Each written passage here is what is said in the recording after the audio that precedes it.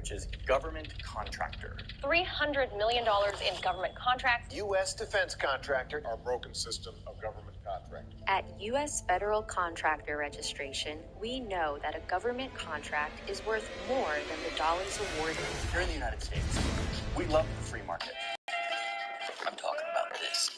So instead of having the clunky old federal government take care of all things war, we hire a lot of private companies to do it for us. This is companies that make our weapons, feed our soldiers, build our bases, fuel our tanks, and literally fight our wars.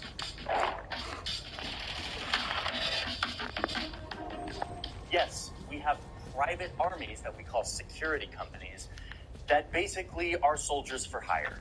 What this allows the government to do is post a job out there, like, we need someone to build a road in Afghanistan. And in theory, what happens is a bunch of private companies come together and they all bid on how much it would cost to build this road. And whatever company gives the best price is chosen to go build that road. It's supposed to help the government get the best price. Okay, so where am I going with this? What I want you to understand is that there is this bidding process for private companies to go do things that the government needs. But in wartime, a lot of those processes of bidding go out the window because we're in wartime. So it's like, so instead, you get a lot of situations where there is no bidding on contracts. The government needs something done in Afghanistan really quickly. This company could do it. Name your price. We'll give you whatever you need. As a client, the U.S. government is guaranteed to have the funds to pay you and will always pay you. And it's that very process that allowed people to take advantage of a system to let billions and billions of unaccounted for dollars be poured into private companies. All of this contributed to what a former Secretary of Defense called a culture of endless money inside the Pentagon. Okay, wait. Before we go on, I need to thank the sponsor of today's video, which is BetterHelp.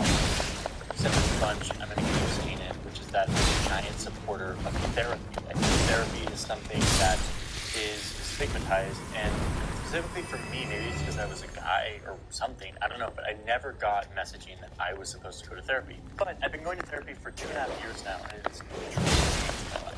BetterHelp is a solution that tries to make therapy more accessible by connecting you, if you want therapy, to a network of over 10,000 professionals. And this isn't like a crisis line or a self-help program.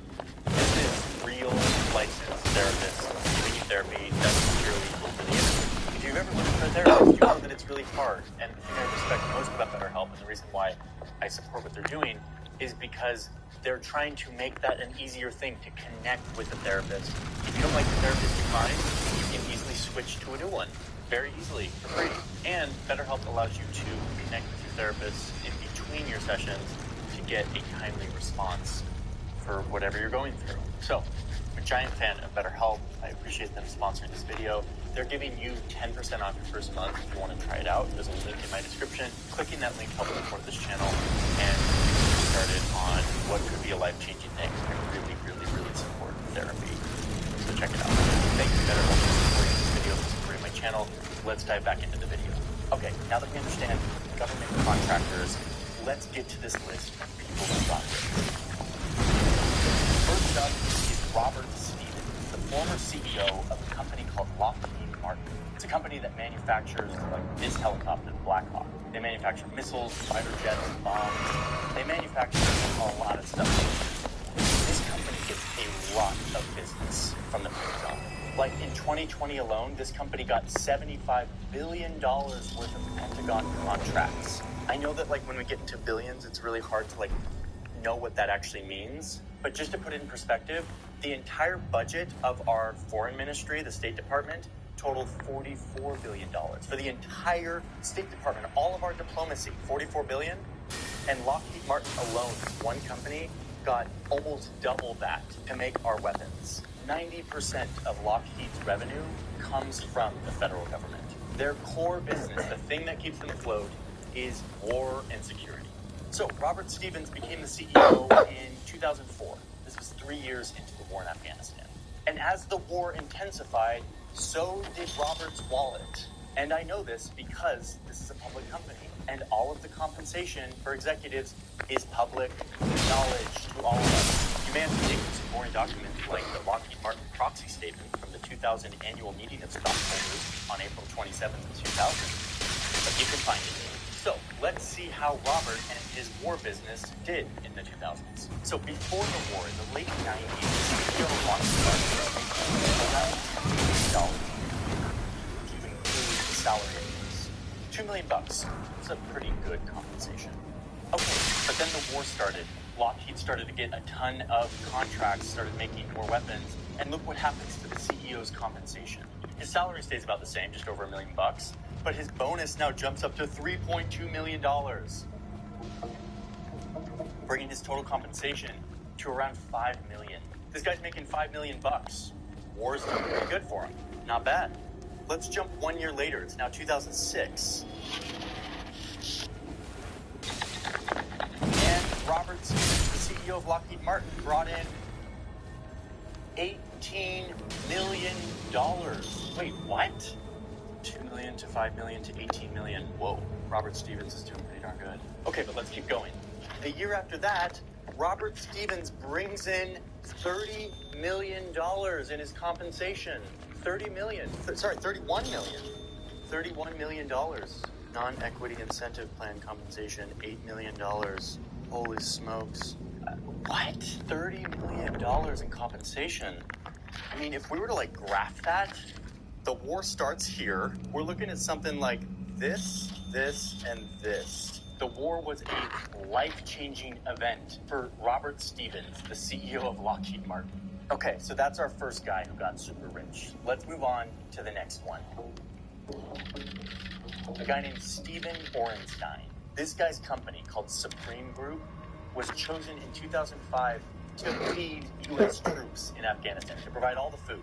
I mean, when this guy got the contract, I'm sure the only thing that happened is that his eyes started flashing with money. Since he got the contract, Supreme Food's business increased 50-fold. Over the course of 6 years, the Defense Department paid Supreme $5.5 billion to deliver food to the troops. $5.5 billion. And it became 90% of his business. 90% of his company was providing food to troops in Afghanistan. I mean, talk about winning the lottery. But remember what I said about emergency funding and contractors? Orenstein realized that he could charge absurd amounts of money for the meals that he was providing to troops. And he knew that no one would notice because they were just throwing money at this war. The government contractors kept coming no matter how pricey his meals were. There's our beef ravioli.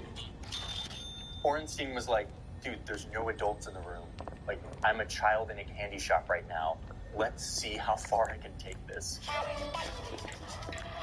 Not only was he charging insane prices for meals, but then he started to create fake subcontracting companies and started to win contracts that were for nothing. And the Pentagon would just pay him a ton of money for doing no work. And what did he do? He just pocketed the cash. He got super, super rich off of this, to the point where he became a billionaire. He got put on the billionaire list or whatever. But eventually he took it way too far and he got caught. And yes, we are now reading a Senate hearing from 2013 called Contracting to Feed U.S. Troops in Afghanistan. How did the U.S. Defense Department end up in a multi-billion-dollar billing dispute? I don't recommend you watch this hearing. It's very boring. DLA had paid Supreme about $3 billion, including $1.6 billion for food and water and $1.4 billion for transportation and storage costs. The numbers being thrown around in this hearing are insane. The Pentagon overpaid nearly $100 million just in transportation costs, which, as one congressperson said, that is an astounding amount of money. And then to put it in perspective, she says that amount would pay for nearly 100,000 children to have access to a Head Start program, which is an early education program in the U.S. But instead, this taxpayer money went into Orenstein's pocket. Nice one, Stephen. Think of the children. Come on. So what does it look like when someone gets punished for this? Well, here we are in this Senate hearing where the people who gave all of this money without checking where it was going are being questioned. And when they asked what happened, they say things like this. The contract management efforts that we applied to this did not keep pace with the changes that we were seeing in our requirements. Let me translate that. What he was really saying is, we weren't really paying attention because, war, according to this court document, Stephen eventually did have to pay up $389 million. But let's be honest, he got a slap on the wrist, but the guy got rich off the Afghan war, which is why he's on this list. Next up is this guy, Eric Prince. This is the guy we talked about at the beginning who was like charging $6,000 to fly people out of Afghanistan. I don't think any human being who has a heart and soul would support efforts to profit off of people's agony and pain as they're trying to depart a country and fearing for their lives. He's an ex-Navy SEAL who inherited a bunch of money and decided to start his own private security company called Blackwater. Remember what I said, private security company really means soldiers for hire. This guy trained military and police forces. In fact, he describes his mission for Blackwater as, quote, trying to do for the national security apparatus what FedEx did for the Postal Service. Privatize, make more efficient, get rid of red tape, etc., etc. Kind of a scary thought, but okay. He got his first contract in 2000. It was a small contract for $4,000 to help train the Navy for terrorist attacks. Then 9/11 happened. An absolute tragedy for the American people, but an incredible business opportunity for Eric Prince and his FedEx, the Army. The U.S. is desperate to mobilize their troops for this new kind of warfare. So they turned to Blackwater to help them. The U.S. hired Blackwater to come protect their CIA company or to escort VIPs. But wait, let's be clear. What are these guys? Are they troops or like military? Technically, no, they're not. They shouldn't look like troops. I mean, look at these guys. But really, these guys are just like fancy security guards that the government hires and gives them security clearances and sends them to war zones so that they can operate like soldiers under the jurisdiction of a private company. But they're just security guards, so they're not like mercenaries or anything, right? By 2007, the government had given Blackwater over $1 billion in federal contracts. Let me repeat, this little company that provides a private security force went from meager contracts of $200,000 to help train troops to sending troops abroad to actually be in the war zone and getting $1 billion worth of taxpayer money within just a few years. As you can imagine, giving guns and security clearances to a private army might lead to some thorny abuses of power. And in fact, in 2007, the guards of Blackwater were in Iraq, in addition to Afghanistan, and they opened fire on unarmed civilians. Indiscriminate shooting by Blackwater guards leading to the deaths of civilians. In a crowded public square, after a car bomb had exploded a mile away, they killed 17 Iraqis and injured 20 more. Blackwater lost the contracts. It was a huge scandal, and it was another instance where there was some accountability. And yet, Eric Prince sold the company and came out on top. Another guy who got really rich off the Afghan war. Oh, and those security guards who opened fire on innocent civilians were tried and convicted. But then, wait for it, they were completely pardoned by Donald Trump. Do we have any faith in humanity? Next up, we've got these two guys. They're nicknamed the War Dogs. There's a movie about them that I haven't seen, but I want to. Sorry, kind of an emergency. Sorry. Don't worry, I have to go first. I'm American. But really, the best thing out there is this Rolling Stone article. These guys were ages 25 and 21 when they started an ammunition company. They bid the Pentagon and won $300 million worth of taxpayer money in contracts. And they were going to supply the Afghan National Army with guns and ammunition. I mean, this is insane. These were like early 20-year-old kids. One of these guys, David, was just a few months earlier a massage therapist, and then was like, I'm going to have a little change of career. I'm going to go sell $300 million worth of guns and ammunition to the federal government so they can fight a war in Afghanistan. These guys got super rich off of this, and soon were living a fancy life with really nice cars and expensive apartments in, like, Miami. But what they were doing here was buying ammo from China and then selling that to the U.S. government, which is like a giant no-no in arms, like, trading. They eventually got caught, pleaded guilty, and one of them was sentenced to jail for 4 years. So this is a rare case of, like, guys got rich, and then they got caught, and they actually got punished, which didn't happen to Supreme Food or Eric Prince. The difference is, like, when you're, like, a 24-year-old kid, you don't have a lot of money and influence, so you can't easily your way out of accountability. But what this story shows you is how easy it was to create on this culture of endless money within the Pentagon. A massage therapist who had never owned a gun before started an ammunition and gun company and got $300 million, just like a gold rush. Okay, so those are the war dogs. Next up, we have this guy, Fahim Hashimi, one of the several Afghan nationals who got super rich, part of this group called the 9/11 millionaires. In the early days of the Afghan war, there was huge need for local fixers and translators. The people who got in early helping out U.S. forces got really savvy to how the U.S. was operating. And they quickly realized that they could provide a bunch more local services and make a ton of money. So Fahim started a business that eventually turned into like a media corporation with like TV stations and a construction company and even an airline. This company started racking in like $200 million a year in government contracts. There were a bunch of Afghans who got super rich riding on the coattails of all of this money being poured into the country, which it's like, good for them. Their country's been torn apart by outside superpowers for decades. Let them at least get something out of it, for heaven's sake. Next up, we have our very own Congress.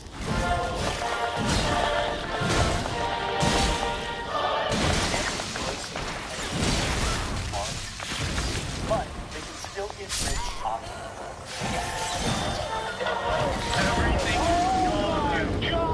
because you're a member of Congress, you can buy stocks in defense companies like Lockheed Martin, and a lot of them do.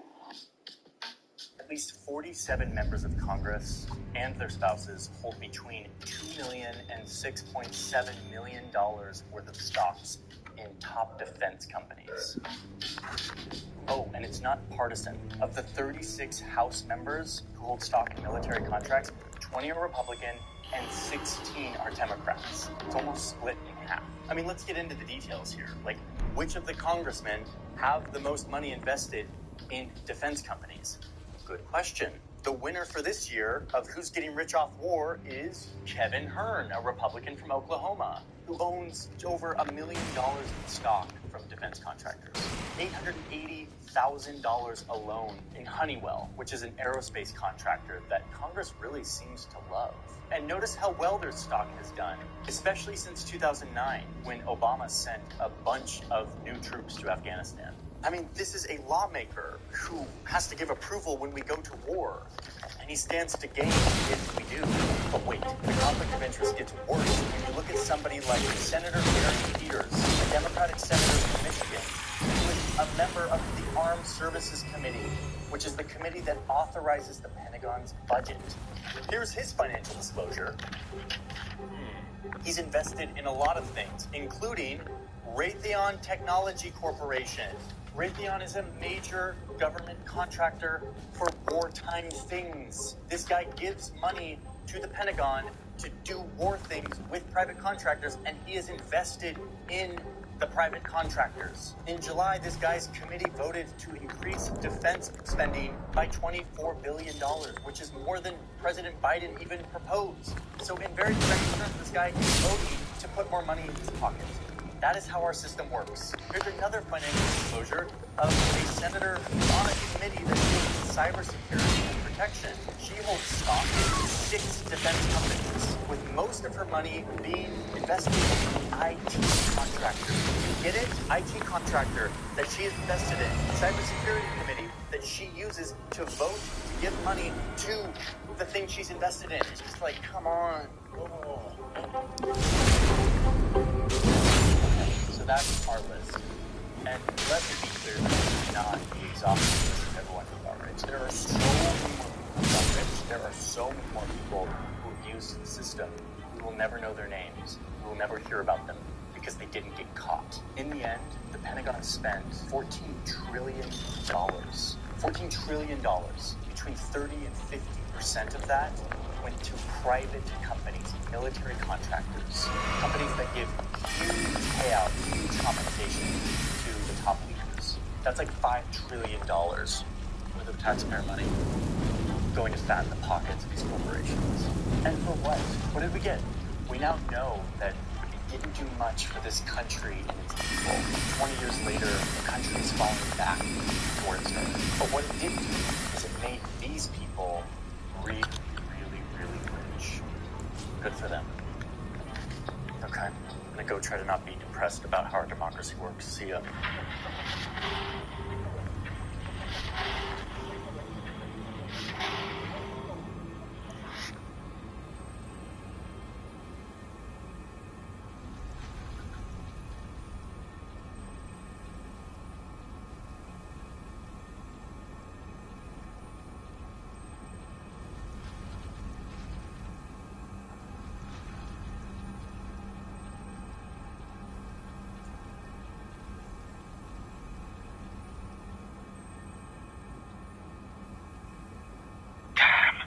Stop it. I'm unbreakable. Unbreakable. Patches, the hyena, the spider, the trustworthy, the unbreakable. The fact he makes it to the end of the world, never truly hollowing, is nothing short of incredible. For we've come across countless undead who lost their humanity in pursuit of a purpose, yet long after they're gone, Patches remains. Any undead who makes it to the end of the world is certainly worthy of a second glance. For surely, Patches isn't as straightforward as it seems, though you'd be forgiven for thinking otherwise. There's a fine stash of treasure right down that hole. I'll strip your corpse clean. Wait, you didn't actually fall down. Mistakes. I'm not above it all, I swear. I trust you, Patches. The one and only. Patches is clearly in love with tricking everyone for profit, but for a man who allegedly reviles the greed of men and claims to be devoid of all worldly wants, is the profit truly what drives him in this endless task? I think his greed is a front, a facade designed to hide his true purpose, which is to punish the greed and want of others. Every age, it seems, is tainted by the greed of men. Rubbish to one such as I, devoid of all worldly wants. Time and time again, we're lured by our greed, eventually finding a somewhat loyal friend in Patches after our punishment is delivered. But across all these worlds, there is one man that Patches truly befriends, and this friendship gives us a rare insight into what he values. This friendship is with Grey Rat. Ah, I see you, mate. A sneaking rodent. But he did me a good job. There was much reason about that little dead. But you I believe he's still standing. Grey Rat the Thief once fancied himself a martyr for the poor, the soul's version of Robin Hood, if you like. It was his concern for others that led him to climb the Great Wall to Lothric, where he fought Patches from the Lothric dungeon before being a son of his own, waiting your rescue. I met you, and I consider myself your friend. Indebted to you, and with all those he loves dead, Grey Rat dedicates himself fully to your cause, even embarking upon suicidal thieving runs through the most dangerous territories. It's these actions that lead Patches to his uncharacteristic concern. Hey, what happened to Grey Rat anyhow? I haven't seen him at all lately. If you know where he's going off to, be sure to tell me.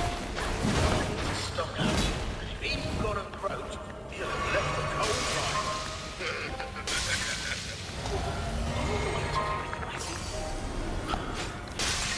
That frozen school. Young Brad. He's gone off the deep end this time. He makes an effort to hide his affection for this man, though his actions betray that he cares. For, dressed once again in the armor of the it's Patches not seen that actually rescues Grey Rat in your Peculiar. Why Grey Rat? Grey Rat is much like Patches. You can see what they have in common. They're both petty thieves, yet Grey Rat is one who acts without concern for himself. He doesn't steal out of greed, so Patches respects him. Off to Lothric, the castle of no return. That old thief's lost it if he thinks he has a chance in there. It's not like he's new to this game. What's got into him? Yet Patches also does outlive him.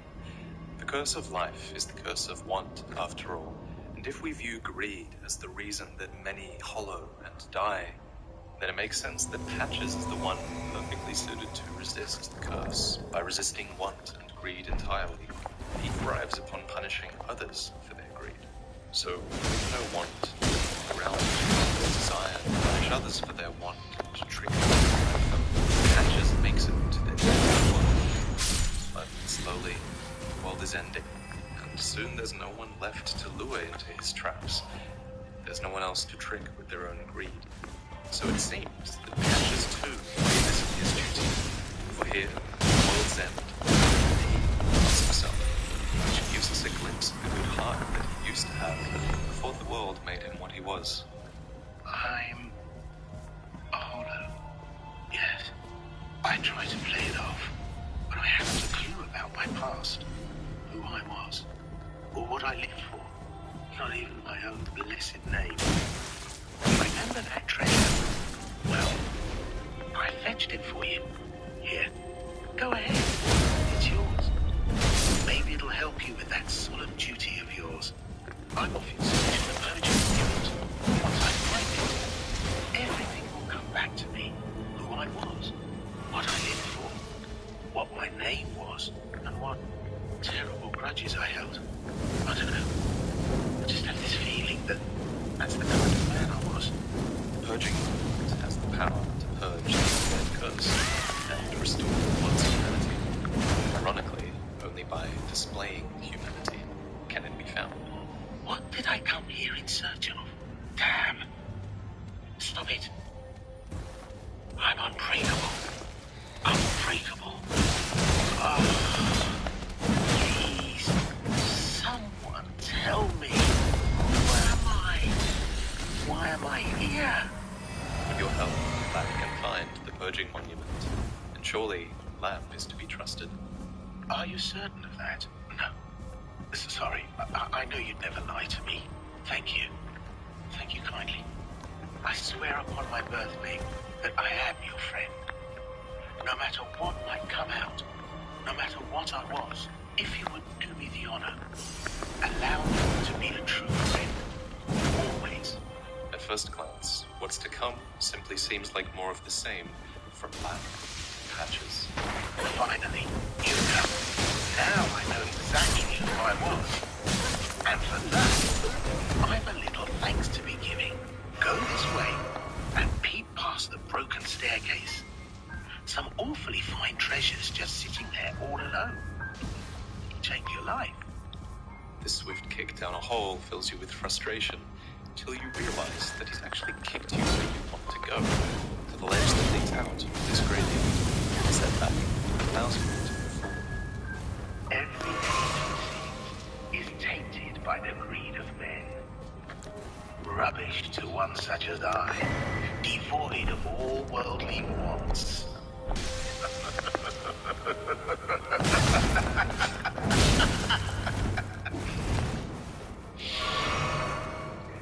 I don't know.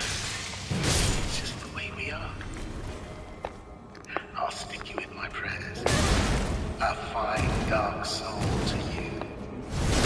First time, Patches helps you in your quest in a perfectly fitting way. He sends you on the path to the church of Elden, where he assists you one last time in your quest to weaken the Lord's grip on the ruined city. It always despise clerics, charlatans he calls them. It's fitting beyond words that Patches would play a part in undoing the greatest lie of all, undoing the greed of the gods that's rooted in faith, in Filianor, and in fire. Here you both stand, at the end of the world, undead, unbroken, yet we two could not be more different. Patches fought for no one but himself, for no cause other than to scoff at the greed of men. But you, he's seen your kind time and time again, and he understood you all. Those who lost everything and grasped for the faintest glimmer of hope. Kind-hearted fools, doomed by the very light that guides them. He's seen men throw away their lives for the truth, for to an undead life is meaningless. that just probably figures, why seek the truth when greater men have tried, gone mad as a result? Even with the truth in tow, there is no fate for us other than the loss of self. Because even if yourself is won't save everyone. No. No matter how hard you tried, in the end you won't save a single soul. And the more you try to help, the more you fight against evil, the more you will lose. For you're doomed to lose those closest to you. Family, friends, some may even turn against you. For even with your boundless compassion, no one can foretell the consequences of your good intentions. All of this, it's just want and greed in some shape or another. A desire to look back at something that made your life worthwhile. Whether it's a thirst for knowledge, a desperate faith, some petty revenge. It's taken some crestfallen men eons to find something worth fighting for, and even then, they're fated to lose it all. For even the gods are in despair, the lords shy from their duty, and the last fire is fading. But something sets you two apart, and maybe the one thing that you both have in common is that you never looked back. Another thing I've never looked back from is switching from Skype to Discord. And you guys know that I've actually never done a sponsorship on this channel. But this is the exception, because I've never been approached by a company that I believed in until now. Discord is free, there's no ads, and it's your best option for chatting with your mates, creating your own server, and even for getting in touch with me, because we now finally have our own public community server. So click the link below, and you can join our server, where you can talk Souls, lore, and video on a platform that's really just designed for us. And if you're a part of this server in a few weeks, then I want to do an event where I give you guys the chance to invade me in Dark Souls 3, and if you beat me, you get the chance to win some high-quality Dark Souls merch. So stay tuned for that. Thank you for watching this video, as always, and I'll see you in the next one.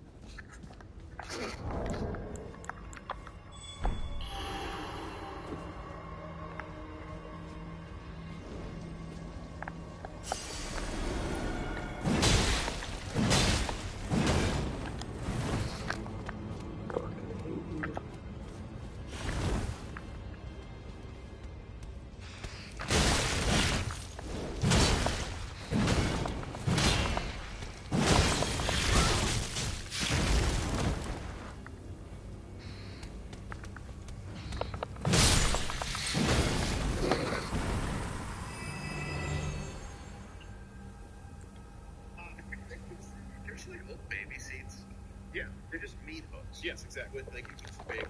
Yeah. That's all they were in like the 1950s, Yes. 60s. Yeah. Umbrella handles. You can make them with a And if you were soldering iron. and if you were in the front seat, you were lucky enough to get someone's arm. Yeah, at best. Yeah. Not sure. But if they decided to just grip the wheel, it was like, wow, we got to get a new kid. Sammy, take the wheel. Listen, So, all right, North Korea. Let's move on to this. Anything more on Cory Booker? No, I think we've done our job. North Korea going international. Well, I guess it's a segue. Insane people. Insane people with closeted urges. Kim Jong-un test fired a new intercontinental ballistic missile today. Yeah. Kim's style is unmatched. Yeah, well, he showed up in a Tom Cruise jacket from Top Gun. Oh, did he really? Yeah, he did. He uses the collar. It's a bib, like the fur and everything. It's pretty exciting. He's a lot of characters. He's crap. He looks like Andrew Rice Clay. Where the boy Bro?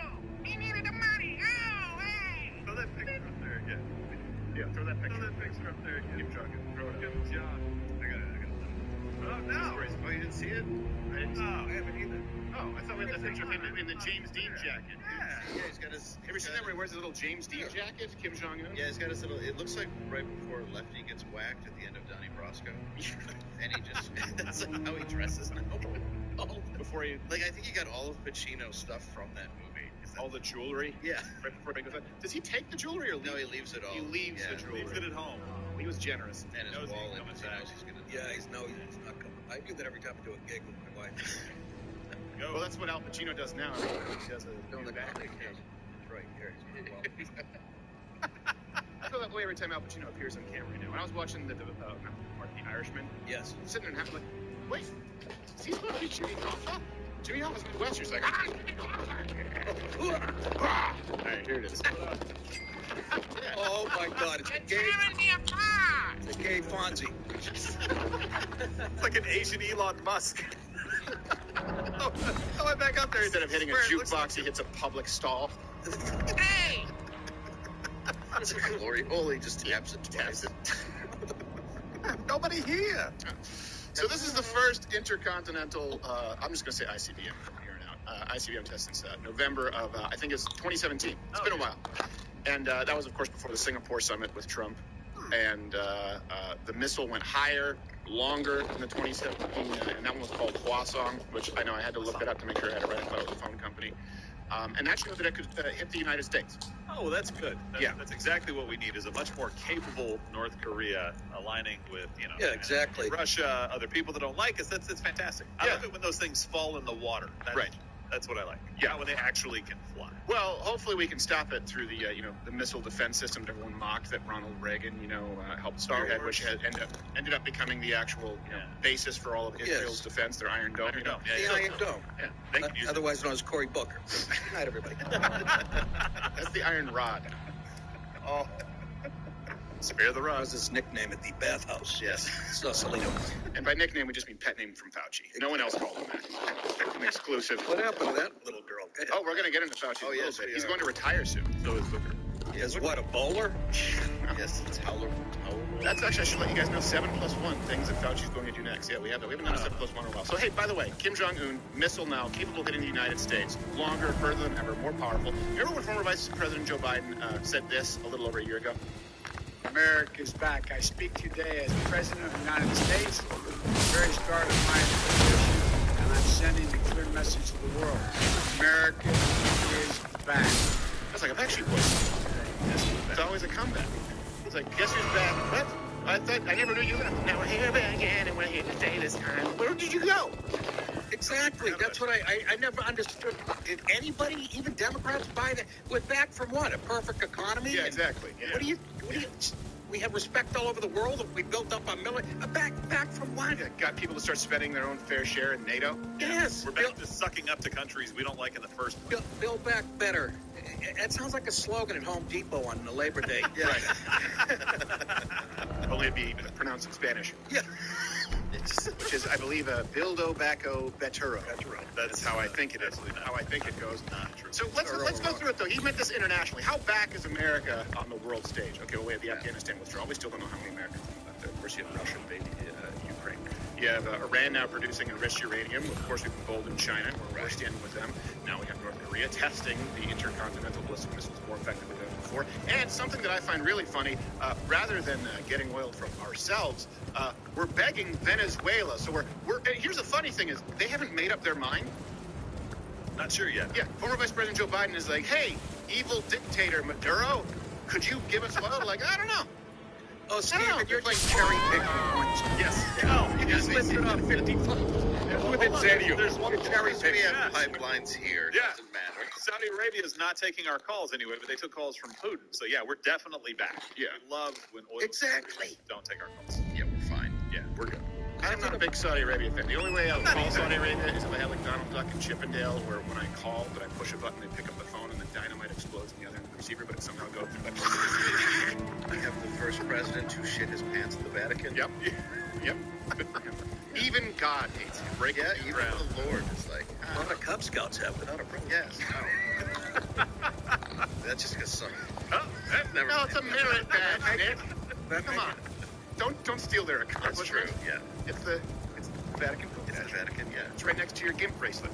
Hey, by the way. Light a candle for Uranus. Yeah. That's what it is. Is that when the smoke comes out of the Vatican, they're trying to get the smell out of the house?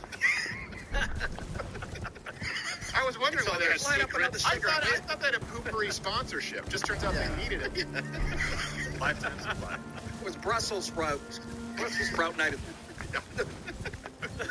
Like pulling water there. Yeah, but what about that cardinal with the beach house? They were having asparagus, so that was also... Yeah, it's just okay. Keep it all over the world, please. Beach house. Lactose MTV intolerant. Cardinal Beach House. Yes. What about the rest of all of the cardinals were having asparagus and Brussels? All of them. Yeah. It's a problem. We've been telling them they need to vary their diet. Hey, LineWithCrowder.com/tour. Dave and I are going to be in Tulsa. Tulsa Ballroom, May 14th. June 18th, we added a show to Pikes Peak Center in Colorado Springs. So May and June, we had to add a show. Thank you guys. And all right, let's move on to Fauci. You asked about it. We have to. Why do you got to ruin every show that we do? Why do you have to do that? Try hard. You know, we're sitting here. It takes effort, Stephen. Be careful. I have to find new ways. I think he's Ned Flanders. I yelled at him on the phone last week, and then the power went out on my late show. Here's the... Listen, I don't have to do anything. I got somebody with my back. Yeah, I think he's that godly. Yeah, I don't know if Skinamax counts as your late show. It does to me. It does to me. Every hotel I call, did you guys Skinamax? Dave, stop yelling here. We do have guest Wi-Fi. Yeah, but do you have Skinamax? Oh, at home? Yes. Can I come over? Your basic cable. You're waiting patiently for your softcore to come on at 1 a.m. Yeah. Hold on. Waiting for a Shannon tweet at 2:30. I think there's a special That's great. All right. Hey, let's move on. Speaking of steamy bathhouses, Fauci, there's some segues. For a moment here, we have an audio clip from a recent show where Fauci said that he might, and oh my God, I really hope this is true, but of course I don't think so, because I wish I loved anything as much as Fauci just loves being in front of the camera and or microphone. But he did say he might consider a career change. Is retirement or stepping back into a consultant role, any like that? Are you considering those options? Brad, I certainly am, because we've got to do it sometime. I can't stay in this job forever unless my staff What would you do if you retired? Like, are you a pickleball guy? Is there like some bowling career I don't know about? Is there something you're looking to do? No, I unfortunately am someone a unidimensional physician, scientist, public health person. You've been a physician for 40 years. That's what you should try, Carl. Yes. Yeah. Try doubling that. Identify how he replicates. Stop it. Did he just say I'm unidimensional? List off the 3 things that he does. Yeah, that's a good point. Christ saving. We've been listening to this guy. I am unidimensional. Here's 5 things. Yeah, thanks. Follow the science fiction. Yes, that word works. It's L. Ron Fauci. It's going to test your thinking levels, which now brings us to this week's 7 plus 1. 7 plus 1 things Fauci wants to do next.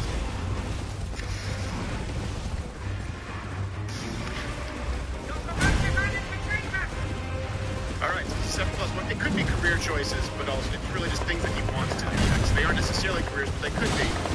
So Dave, let's have you go with number 7. 7 plus 1 thing about you. Set the women's NCAA 500 meters swim record. Oh, well, that would be, yeah, it's now. Easy to do. Number 6, things that Fauci would like to do next. Stuff himself in the locker of his own volition. So that would be it. That'd be nice.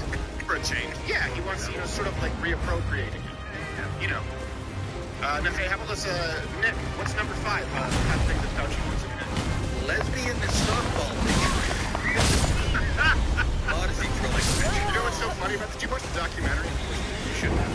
He had that laminated. The documentary on Fauci and Disney. Directed it. What do you mean? Did you direct it? Oh my God. No, I didn't. On Disney? Yeah, it's on Disney. Plus. Disney Did Plus. he play a fairy? Well, they're playing The Rock with him in Tooth Fairy 4. He's the enforcer of the lower hockey leagues. Why would Disney? I think you know the answer to that question. Actually, But he had that card. He doesn't realize that it was embarrassing. He had that card of him pitching on the mound laminated, and it's on his desk. Made into a Topps card. Made into a Topps card. Yeah. He came closer to hitting first base than home plate with that pitch, by the way. Leah Thomas would have thrown it better at breaking it. All right. Is that her name? Yeah, I think so. I think it's Leah Thomas. Yeah, Leah? Yeah, Stephen Hawking. Is he Hawking? Yeah. He had good junk. Yes, he did. Stephen, his fingers were perfect for the hard stuff on the corner. Yeah. I used to use him I put his hand in a vending machine and pick up the stuff again. Stop doing this. This is the basic. That's my honor. Be breaking ball. Oh. This is what happens when you know too much. He's doing donuts on the pitcher's mound. Whole crowd's going, throw that thing. Well, so as long as he's doing the donuts while Fauci's on the pitcher's mound, that would be great, wouldn't it? Just a hit and run. It's an underdog story. You just stop rooting for it because your team can't win. Yeah. I have 8 minutes on Stephen Hawking, and I'm still not giving it up. No, absolutely not. It's so damn funny. No reason to. Fauci in the pitcher's mound gets run over by Sammy Davis Jr. in a Cadillac. Get that one back. All right, 7 plus 1 things Fauci is most likely to do next. Number 4, Gerald. Cruella de Vil, but with beagles. Yes, he'd be a good one. Yeah. Make a coat. There you go. Just make a coat out of it. Well, after they get eaten. 7 plus 1 things Fauci is most likely to do next. Number 3, homelessness. I think that's perfect. Yeah, and number 2, he said, things he would most like to do next. Finally get around to creating his laboratory institute for engineering more severe forms of AIDS. More transmissible. Well, he's put it on the back burner. It's a passion project. Yeah. Only so much time. And actually, of the 7 plus 1, because Nick, actually, you were foreshadowing it earlier. 7 plus 1 things Fauci is most likely to do next. What's number 1? What he'd really like to do is direct. Yes, he would. He would like to direct. And the plus 1, of course, is be named Travago's next garden gnome. This has been this week's 7 plus 1. Damn it.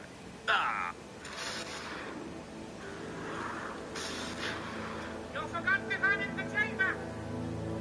Nick DiPaolo, of course, he's at Hyenas in Dallas this Friday, and then Saturday Fort Worth. We're just mentioning that again. Go see him. 2 separate cities. Funniest stand-up working in the country. I'm pretty fortunate. I've got the fastest man on his feet here, Dave Landau, and funniest stand-up. I think that Another Senseless Killing, the EP, Nick, possibly the funniest comedy album. That's my favorite of all the tremendous work I put out. Well, they're all great, but that is probably my favorite comedy album of all time. And I shot it in a club, actually, not a theater. But yes, I jammed more into that album. That's what I used to care about, stand-up. Oh, stop it. No, I'm kidding. It'll never go away. I was born that way. But no, that was my favorite too, Stephen. Yeah, it's a lot of fun. And guys, you can listen to that too. I think it's on Spotify, it's on Pandora, it's on all those places where people can. And the cop that's on the cover holding the police stick, that was an actual Minneapolis cop who was shot. It was in the national news. Oh, really? Ambushed, wow. Yes, and had like 30-something operations on his arm. Him and that was 2 Minneapolis cops holding the one. He had retired after he got. Wait, Another Senseless Killing. With pizza. Yeah, Another Senseless Killing, the EP. Isn't there pizza on the cover? What kind of stereotypical? I'll bring it up for you afterwards on Spotify. There's a pizza on it. Oh, it's a bowl of ziti.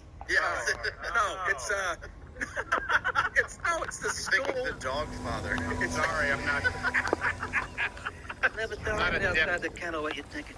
No, it was a bar stool with blood all over it. Remember? No, I don't. Clearly. So the Ukrainian refugee crisis. All right. Okay, we get it. Cop. Good. He backs the blue. We get it. Who would have thought a wop from Boston would back the blue? How did I trigger him? No. Are you, you're from Massachusetts, but you live in Georgia? I do. I live in Savannah, Georgia. I should have moved in 20 years ago. I can't imagine living on the eastern seaboard right now. Why is that? Some places. It's terrible. Why? Georgia. Well, are you trying to, I see what you're trying to lure me into what's wrong with it. It's, politics, awful, crime, homelessness. Not in Savannah. No, I said on the eastern. Well, sort of. Actually, they get all the way down north. Exactly. Northeast. Okay, the northeastern seaboard. Crying out loud. I don't even know if they've nipped Apollo here. They need it. Like a truck and a roker. Seaboard, are you talking about Myrtle Beach? Here we go. You better do some voices from that. That was right here, right out of mine, from the seaboard air. Said Sullivan. Yes. Anyways, for you people in the late 90s, would have been really big guinea. A really big grease ball. Right here, right here. Doing head selling. We have Rich Little here. You're going to bring out Nixon next? The paper. I'll bring your straight. I love it when Rich Little did the Reagan. So, it's time. It's in Vegas. Yeah. Wait a minute, were you bombed by him? Not performing in Vegas. Yes, I was. For Sean Hannity. He's on Hannity's Freedom Tour. Yeah. They were like, no, we're going to do Rich Little instead. Oh, okay, I'm going to go swallow a knife right now. Yeah, that's thanks. I'm going to go call French Ravelina to help my Rich Lewis has the best. French Ravelina. Oh, I think I know, but I think I probably told you last time I came to the, yes. Doing a bit about, you know what I'm saying? Yeah. I'm not going to get that. All right. No, we are. Yeah, well, we'll do it on something. It's Chester. We'll chat it up later on.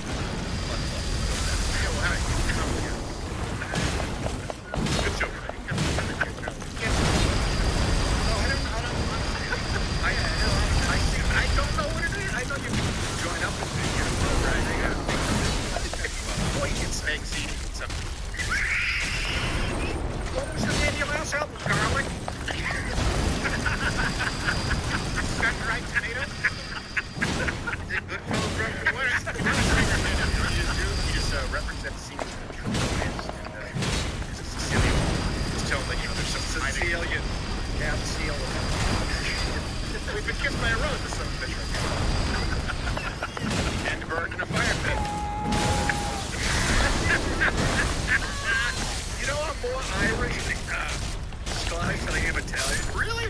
I just found that out from, 23. Really? Me, yeah. Did your whole life you think you were just all Italian? I thought I was, no, not all Italian. Yeah.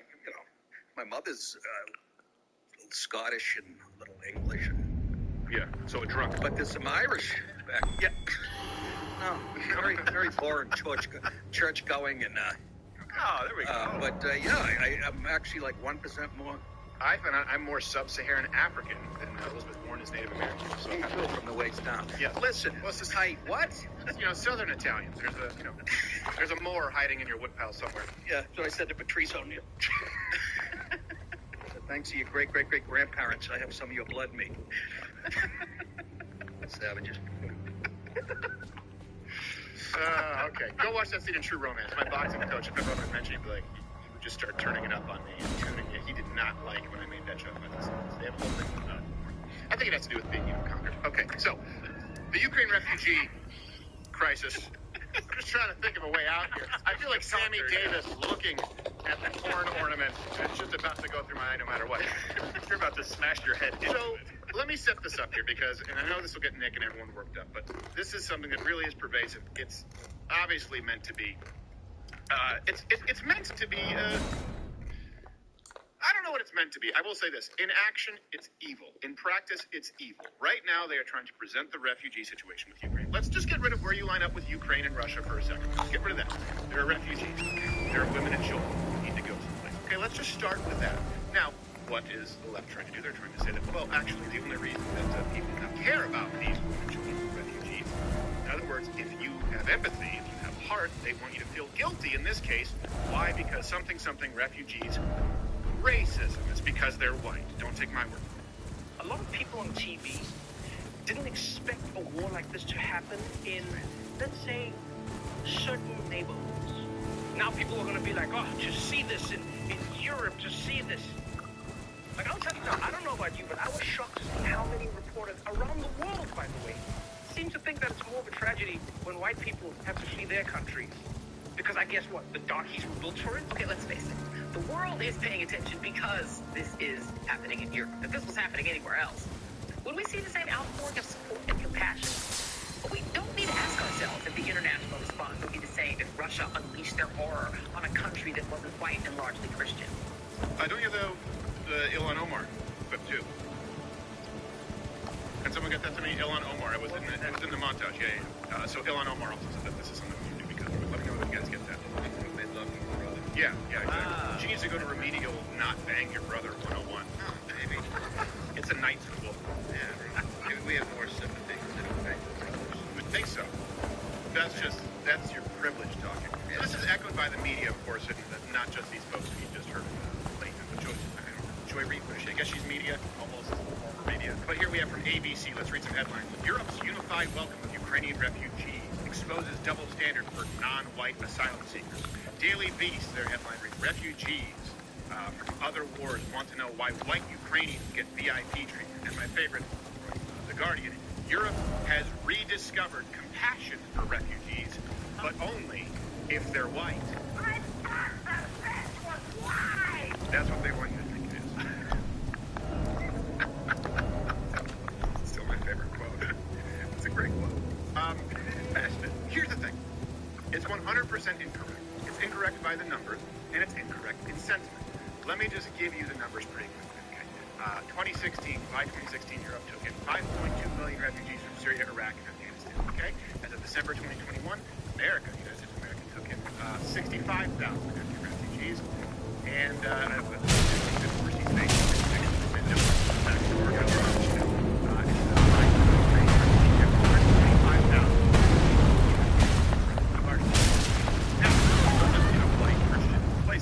yeah, well, less than 1% Christian. Refugees from Syria, right?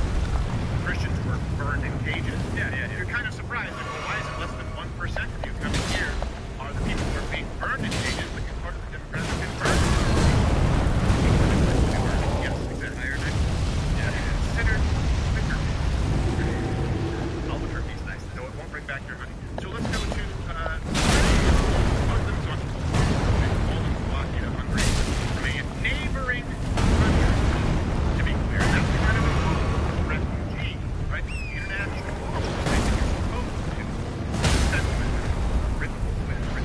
We're supposed to go to the nearest neighboring country if you're fleeing persecution. Now, that doesn't mean that anyone in South America from a country not included in the United States of America to come here to die and claim refugee status. Right? And you don't think come here just because the economy is not doing well. Right. That's not right. So 65,000. Anyone want to guess how many Ukrainian refugees we settled here in the United States? Nick, you don't think wild guess? 46. Close. It must be a lot because being called racist for taking 40 more. It was 7. It was 7. Oh. And now they plan to admit up to 100,000 Ukrainians, bringing that total to 100,007. I was pretty close.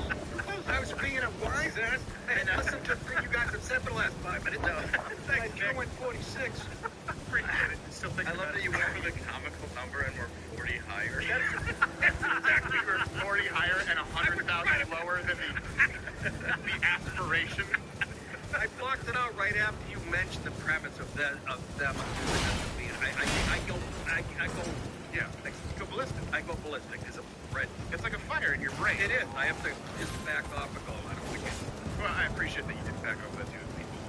People hold no punches. Right? I will say this: a lot of comedians these days in here, pussy boys. So, and I can say it too. Look, it's one of those things. Rape is terrible. Of course, rape is one of the worst crimes you can possibly commit. Some can argue worse. Some people have says who. It's also, well, okay, you doing the splits out in front of Delta Kappa fraternity 8 times a week. Sigma screaming out, super drunk, I don't know what takes advantage of me. You're right. Not interested, not necessarily the same. But racism, but accusing someone of race falls in the zone of like contempt. That's right. Racism. Now, careful, all agree.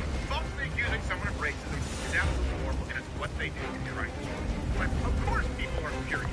Now, here's something. Let me just presuppose that.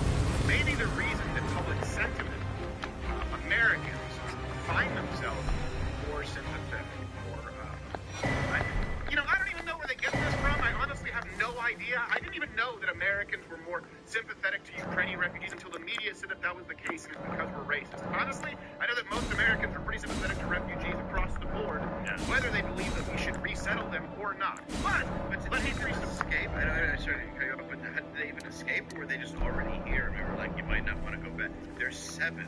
Right. Yeah, it seems like, was there just one lifeboat? Yeah. How did they get here? That's like 7 Ukrainians who were visiting and tried to take back a state pen for their WSP. It makes no sense. Like, they were probably here and they were like, oh, you can't go back. They pick them here. They're running. Yeah. It's like, we're not even accepting them. They were just 7. Just 7. They were just at their aunt's house. But maybe the reason that Americans might feel more sympathetic is because these are, I don't know, women and children. Right? These are women and children leaving Ukraine because, contrary to what happened in the Middle East, and by the way, there have been refugees from the Middle East always, since forever. They've never found peace there. There's never been the case since any of you watching right now have been alive. No one wants to take in a bunch of refugees from the Middle East who left the women and children to be tortured. Right? That was the problem that we faced with some of these refugees before. According to Pew Research, less than 1% of the Syrian refugees were Christian. According to Pew Research, like, again, Christians being the ones who were primarily persecuted in those countries. Ukraine, refugees are women and children since the Liberty banned age 18 to 60 from leaving the country. Which, by the way, is also a really good country. Yeah, fantastic country. Listen, go home to keep them in. Yeah. You have to stay and fight. Well, what does that mean? You just go stand in the way of them. Yes. Make sure. No, but they understand. Russia's just going to do what he did to Grozny. He's just going to bomb the hell out of it until it is absolutely the worst destroyed city on the planet. And then he's going to move to the next city. He's going to do it again. He's doing it in Mariupol right now. If you look at some of the pictures that you see, and I don't know if I'm pronouncing it correctly, it is like the moon. It is like another planet. It doesn't look like a city inhabited by human beings. We moved on from big girls. Yes, we did. But people are fleeing that. You have compassion. The men are staying. Women are coming from that. Right? They're fighting another country invading. They're not fighting a faction of another country. Right? Like in Syria and other countries. Right. Only the level where women and children being slaughtered. That's the most. Right. Exactly. This country was built in fighting. We can let the Irish in. Exactly. Yeah, there's a horse there.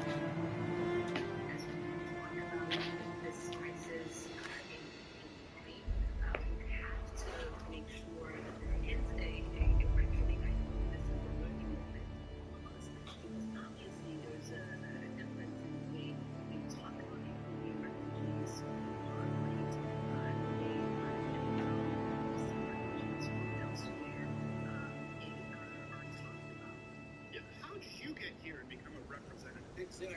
What a nitwit. And who's they, by the way? Right. Yeah. Ugh. Isn't she married to a white guy?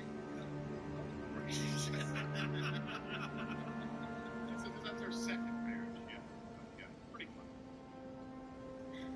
Honey, put your silly head on. She'll pretend you care. Yes, please do. Thanks. Give us like a beat monitor.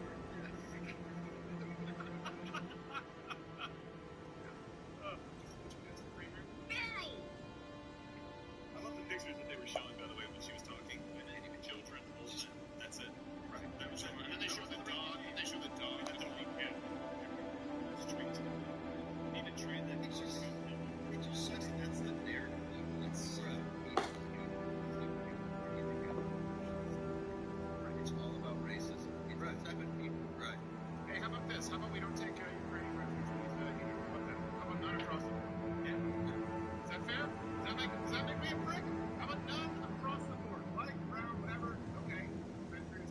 Go to the nearest bordering country, not across the ocean. Sounds good. By the way, if you're pro taking in tons of refugees and spending other people's money and putting them in other communities, not your take one person, go ahead. Lead by example. You got plenty of room, Nancy. I know you have plenty of rooms in your house. You have plenty of ice cream. You know that for sure. Take some people into your house. Do it. You can start in San Francisco, the city. Turn into a hell of a who's that there? By the way, I don't even care. You know, go to town. I'm living the streets of Ukraine. Just get some sand. Let's go. You break a load from there. We're going to go to San Francisco. I'm not saying. Yeah, going back there. Come on, dude. In the streets. Exactly. That's his dog Pokemon. Yes. At least I know I'm being shelled over there. Take cover. We see the AIDS in the Bible. There's some things.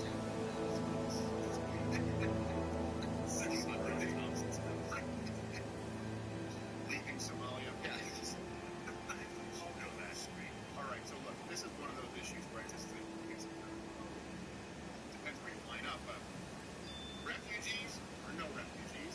You know what? If there are a few people out there who, you know, the four remaining actual white supremacists, yeah, if you guys think we should only have white refugees, then let people know do not like in the comments. Just let your free flag fly. But Nick Paul's going to be in Fort Worth on Saturday, Dallas on Friday, hiatus. We're going to go to Chiapas, of course, the huge. Change my mind for Monday and Tuesday. What's that?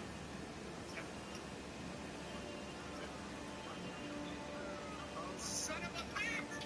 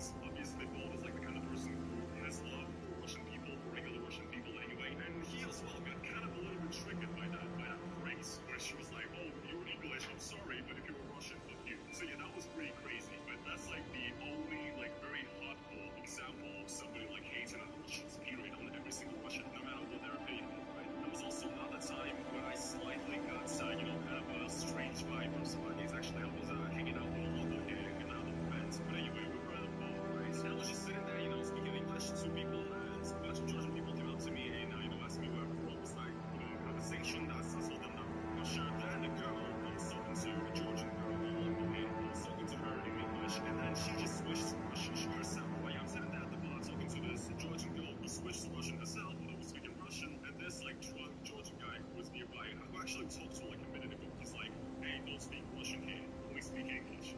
Which was like, I don't know. I totally understand that some people here might, feel annoyed if somebody from Russia just approaches them and immediately starts speaking Russian because they just assume they should know it, right? That's like a thing that, as far as I understand, people don't really like it. It's not really like good manners to speak Russian immediately, especially in these tense times, right? But that girl switched to Russian herself, so yeah, it was just kind of a weird moment right there. That was another sort of interesting situation. I wouldn't even call this hateful or anything. It was just kind of funny. Once I called a cab here in the streets and I answered the taxi, and immediately as soon as I answered, the driver's like, excuse me, where are you from? And I'm like, Russia?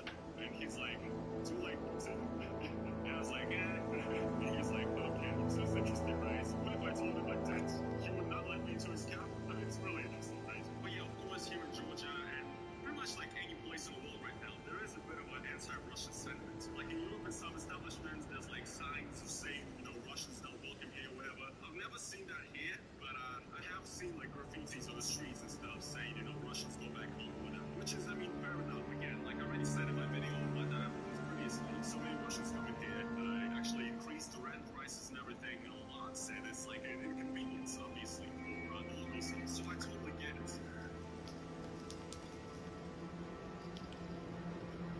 But yeah, another thing that my friends sort of run into here is that sometimes when you try to rent an apartment and you call somebody up, the landlords say basically that they do not accept not only Russians but also people from Belarus, and sometimes they say they don't even accept people from Ukraine, which is really weird. At the same time, it's also interesting because they raise the rent prices because of all the people who came, but then they don't even want to rent the place to those people who can get lots of apartments. So I really don't get it as well. There's a lot of difficulty with getting bank accounts for Russians now. It used to be super easy here. I'm actually having some trouble with this. I actually already got denied by one bank for no reason whatsoever. And you guys gotta understand, like, I actually have like a business and everything, like a steady income, and I have like all the documents to prove it. I'm like a good customer, basically. I don't understand why they don't want my money, basically. From like a capitalist point of view, it doesn't really make much sense to me because, yeah, you have so much people coming in, and of course the demand of people who are trying to open up a bank account is going to be increasing like crazy because Russians' cards are just not working. Isn't this like good for banks, and shouldn't they accept everybody? Like, yeah, go ahead, increase our capitalization. I don't really get it.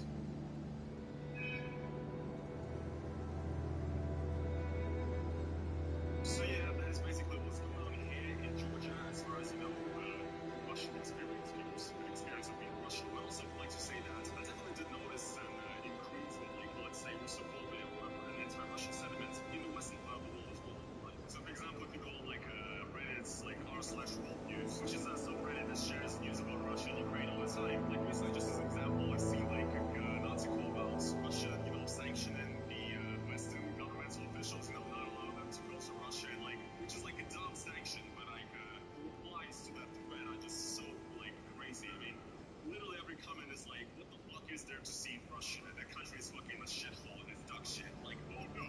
Anyway, fucking Reddit, basically. I fucking hate Reddit at this point, honestly. Basically, all of them, like, acted that, like, Russia's like a complete shithole with nothing to see, which just could not be further from the truth, right? And it's just like, yeah, somehow it's still the same. But I don't know. I really don't fucking get it. And yeah, there's just like a ton of reports of weird things going on in Europe, which